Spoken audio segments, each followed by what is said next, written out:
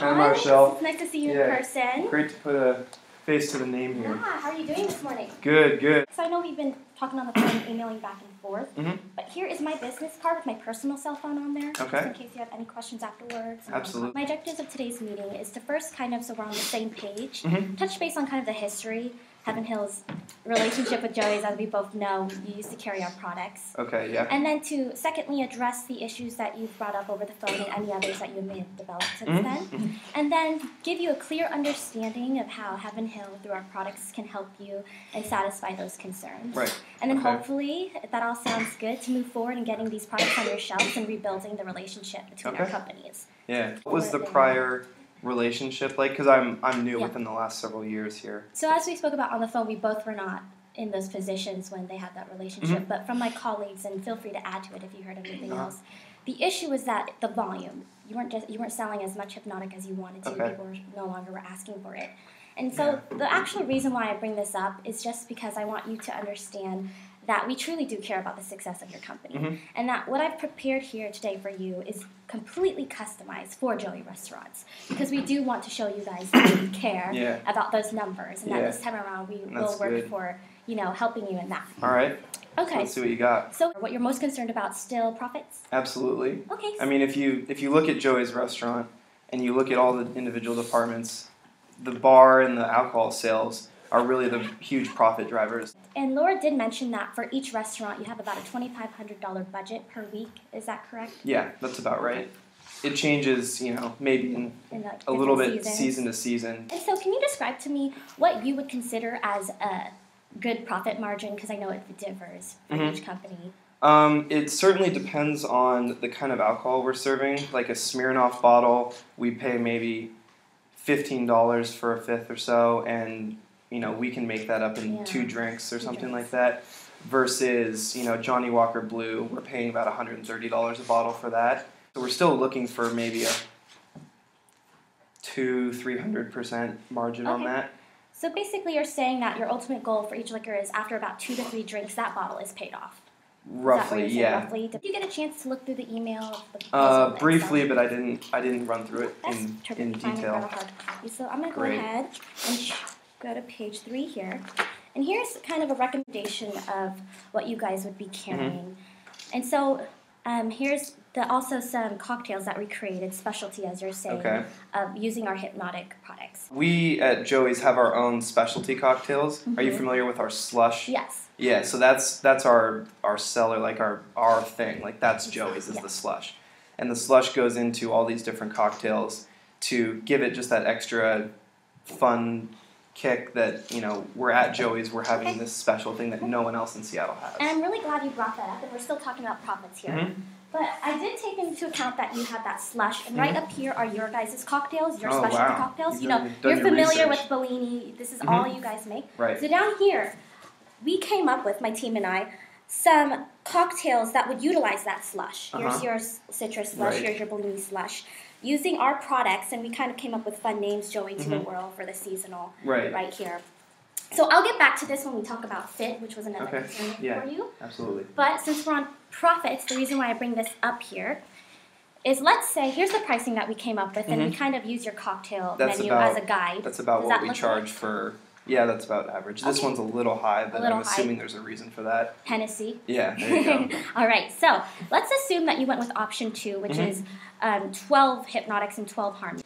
Now the cost for that many bottles is about $350. Okay. So what I did, because obviously it's kind of hard to look at profits when so many different drinks require a certain amount of ounces. Right. So one bottle is about 16 ounces. So that's like 16 shots in a 750 milliliter bottle. And so that can produce anywhere between 10 and 12 drinks depending on the amount of shots per drink. And so right here what I've calculated for each, let's say 1 bottle of Hpnotiq and 1 bottle for Harmony, I've calculated how much it would generate revenue-wise, and you could see that right here. Right. And then I added that together down here and multiplied it by 12, just to represent the 12 bottles per pack. 12 bottles, and so, as you can see here, it total profits of $1,915. Yeah. So about almost $2,000. That's a 543% profit margin. Does that sound like something that you guys usually experience? That sounds about right. I mean, that's definitely towards the higher end, certainly, so that's good. However, I'm seeing ounces here. 1 ounces in a lot of these cases. Most of our specialty drinks are doubles. Are doubles? Okay. And so I'm assuming this would roughly go in, that number would go in half. And if you see down here, if you looked at the Excel, looked at the email I included in an Excel sheet, and you can actually adjust the quantity sold, which also will adjust the ounces. Right. And so that would adjust the profit margins accordingly. And what you'll find is regardless of what quantity sold of the different items you do, what variety, you're always going to have that at least 400-500% profit margin. Right.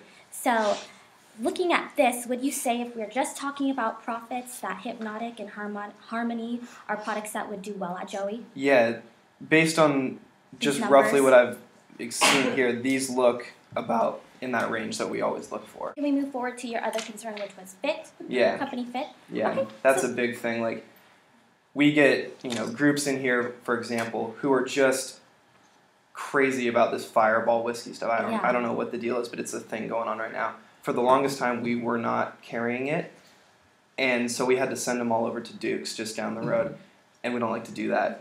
Fireball was not a great fit for us until we had demand for it. So I guess my question is there like a real demand, and how does that kind of fit into what we're trying to do at Joey's? Okay, so I understand that demand was actually another concern that you had. And so are you saying that demand and fit go in together, so I can just cover those at the same time then, would you say? Yeah, they're not mutually exclusive issues here. Okay, perfect. So can you first kind of describe to me then what you would consider, along with that Fireball example, what you would consider a product that fits with your company, like in terms of your brand, as we understand it's about presentation? Right. Well, it's definitely presentation, and people come to Joey's and expect an experience. They don't just want to get shots of whatever and have it be there. And they don't expect the food just to be a burger. Give them an experience is what we're trying to do. And that obviously carries over into our specialty drinks and every drink that we serve. It's very much important to us that the customer walks away, because we do have a bit of a higher price point than most other people in the area. So that would be fit. And then could you also describe to me then what you would consider demand, how you value it, or how typically you it's, as you can imagine, it's seasonal for alcohol. There's certain things that sell well in the summer and certain things that sell well in the winter. Our demand goes a lot off of that, as well as if people are asking for it, like this Fireball. Okay. Like, people were specifically asking if we had it, we didn't have it, so then we looked into getting it, and eventually we're able to work it into the rotation there. And would you say that your signature drinks, though, is always in demand, because obviously people come to Joey's for a Joey drink? Right, and again, the slush, like, that's kind of one of the key factors there, in incorporating that. So, let me go ahead and bring this up again. And so, basically what I want to clarify with you is that we understand, looking at our past and also from what you said, people are asking for Fireball. So when it comes to demand, I'm just going to be honest with you. I see demand in terms of Hpnotiq as irrelevant for this situation. And what I mean by that is we're here to provide you with a tool to utilize that slush, to create signature Joey drinks with our products in it. So what I'm selling to you is Hpnotiq. But I don't expect you to sell Hpnotiq to your customers. Of course. You're selling Joey drinks. No one takes shots of liqueur. Yeah, you're selling Joey drinks. And he just came up with some ideas. And so you said people want that experience. People want that presentation. You have your servers, your food, they're all a specific type of look. And so with our product, we can offer you that color, that combination with your slush to give with that fit, if that makes sense to you. Yeah, that does make a bit of sense. However, going back a little bit to the profit margin, the profits aren't necessarily made on the slush itself. Like that is an allure for the customer. It's not like the money isn't made on slush though. The money is made on alcohol. Yeah, definitely. And so I'm gonna set this down. I actually, just so you can have a better idea of what I'm talking about, I brought some glasses and could actually make some of these And since we're in November, I'm going to make these two right here in the seasonal. So I brought here today, and Laura actually gave me a sample slush of yours, so you can see how I'm running a little bit short on time. I would love to try this, but can we kind of wrap it up a little bit on the... I see where you're going, and I totally agree. Yeah. But can we move it along? I just have another meeting to get to, unfortunately. Okay, that's perfectly fine. Okay, so would you say that when it comes to the presentation, the Hpnotiq products has that down? Yeah, we definitely have some It definitely looks presentable, and I mean, Hpnotiq is a blue color, right? And that does fit into our little bit flashy, and like a lot of those drinks go more towards the female demographic, and they like to see colors and fruit in it and just fun things like that. And then when it comes to demand, would you say that if we focus on making Joey signature drinks, that demand would naturally come? Yeah, I could see that. I don't. I guess. Yeah, I guess that would make a little bit of sense to me. Okay, so now that we've seen the profit margins that these drinks can generate, as well as the fit that it has with your company in terms of presentation, and then also that the demand, I mean, I do have in this proposal ways to create demand. Would you say that then these products would do well in Joey? It seems like Hpnotiq would be a decent fit for us. Like I said, though, if we're going to be introducing some new drinks, that's something I have to run through the head office, and I like the idea. I'm not ready to sign off on it yet, and I'm willing to maybe have like another meeting with you in a week's time to then I want to try this as well, but then to look into exactly the numbers and exactly introducing some seasonal Hpnotiq things, and that I can take to our head office. Okay. And then have them sign off on it. So let's say we meet Wednesday, and you can keep the mixes I brought here today, and you can try them. But I'll bring all of this back so you can see how they look. And if we satisfy that in that meeting, would you be ready to sign an order then? I would be ready to take it to the head office and promote and put my name behind it, essentially. Yeah. Okay, perfect. So next Wednesday would do Next Wednesday would work well for me. Great. Thank you, Hans. Well, thank you, Marshall. Have a good one. Thank you.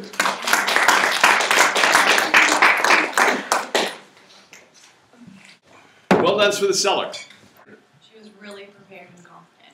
She knew exactly what she had to offer and how to get it done. No question.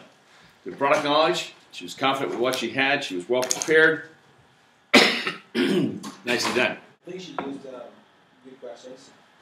She did. And she got information from them.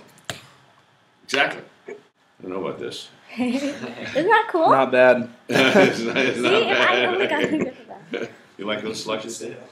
I'm more of a beer guy. Okay. I was concerned at first when she brought up the volume, which was an area of concern of a previous administration, so to speak. Neither party in this conversation was familiar with it.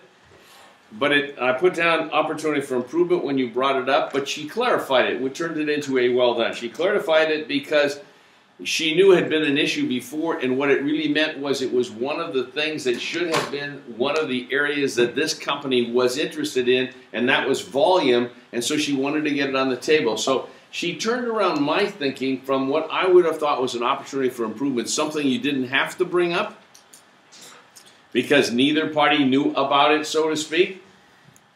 But whether she knew she did this or not, she eliminated the fact that anybody in upper management or whoever he had to send the recommendation to may have been very knowledgeable about that area of concern. And so she brought it up, and it eliminated something that may take place later. So it turned out to be a well done that, on the other hand, could have been an opportunity improvement, was not. Used the proposal well. I mentioned the graphic already. Worked off the proposal for the profit margin. And that's exactly how you can use a proposal nicely. She accepted the buyer wanting to not do the demo. The buyer had seen me do this. She did not. And so the buyer eliminated the demo. So she was in a box at that point in time. I mean by a box at that point in time, she wasn't aware of the wrap it up other than in her own mind. She may have known it was getting close, but she was going into a long demo, which would have killed her, so to speak. Buyer helped her out with that. So where's the danger with the seller? The seller could have fought that. If the seller would have fought that and said, oh, just let me give you an opportunity to taste this or whatever, it would have been an opportunity for improvement. She accepted the buyer's decision to wrap it up and moved on. Now, I don't know whether she sensed the time was short or not. That doesn't matter. The key here is if you took the lead correctly, and she did. Nicely done. The meeting Wednesday was good, but it was more than just a meeting. She asked, in essence, in terms of a trial close at that point in time. If we have agreement at that point in time, can we place an order? Nicely done. Opportunities for improvement. What are opportunities for improvement? Well done presentation. Opportunities for improvement. The biggest opportunity, kind of just to sense the time. I mean, that's it. Yeah, it's a tough deal when you get 10 to 12 minutes and a deal like this is going well and you it's a short time frame. It was like almost like 15 to 20. Yeah. If it's overall, Exactly. So time was an issue. I understand. I agree. I felt like she had a few trial close opportunities that she didn't capitalize on. You got an example there for me? I may have one or two also. Yeah, I think that after solving the price issue the first time, there could have been a more solid trial close. Yeah, she started to get into a trial close at that point in time and then backed off a little bit. I would agree with that. Any other opportunities for improvement? Well, you still have too many collegiate words and too many stuffer words. Okay, so get those out of your vocabulary. You got to slow down also. In terms of you get going a little bit too rapidly. However, you counter that very nicely, and this is a well done, you counter that very nicely by confirming this is what we're talking about. Like, for example, when she brought up the graphic, she says we're still on profits here. You see, that's a lead-in. This isn't a demo. This isn't a recommendation. We're still on profits here. Nicely done. She kept the attention on. However, you went too fast. You had more than you had more material than you need, which is a good thing, generally speaking. But when you got this kind of a time frame, it's not. Nicely done presentation. How about the buyer? Next group, please. What kind of a buyer did we have here?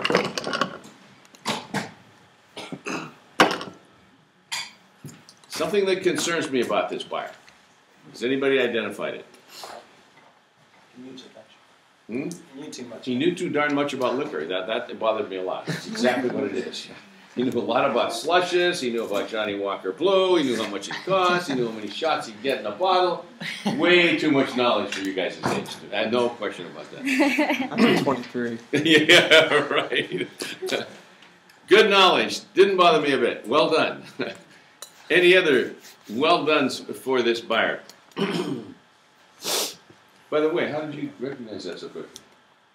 I mean, he just knew something. I mean, he's drinking right now. Same age. Same age. Okay. Any other well dones? I feel like he was realistic. He was open to her ideas, but wasn't gonna take whatever was put in front of him. I agree. He helped her out also with as I mentioned, the time, which was a good thing. He did help her out, which was a good thing. Yeah, it was a good thing. and incidentally, if you didn't have a time frame on that, that's also realistic. He may not be interested in tasting the darn stuff, But at this point in time, it was a time issue. Any other well dones for the buyer?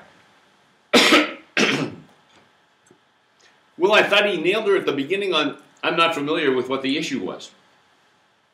Maybe you better bring it to my attention, which turned out to be the volume of sales, which I thought that was logical, good question. He brought up Dukes and he brought up Fireball whiskey, which obviously is popular depending on the age group. If I'd have been the seller, I might have queried the age group and the demographics a little bit because I'm not sure Fireball amongst everybody that goes to Joey's is a big deal, but there's a certain demographic that it's a huge deal in. But small point. You'd be surprised. I haven't tried it yet. Yeah, you may not want to. You may not want to. Okay. You may not like it. I don't think it's your demographic. Somebody sold Fireball here in previous class. Oh yeah. Yeah. We all got the demo. We all got a little of the demo. Oh, fun. Just kidding. No, but you brought Fireball up. Realistic. No question about that. Duke's realistic, no question about that. Any other well dones for the buyer? Great product knowledge, not just my kidding on the terms of the product knowledge, but great product knowledge about being a bar manager and what it takes. No question about that. Very well prepared. And then he came back and challenged her and said our money's not made on the slushes, which was, she had a nice graphic here, but he's still challenging her, and that's not where we really make our money. So he came back and it was a little bit more difficult at that point in time.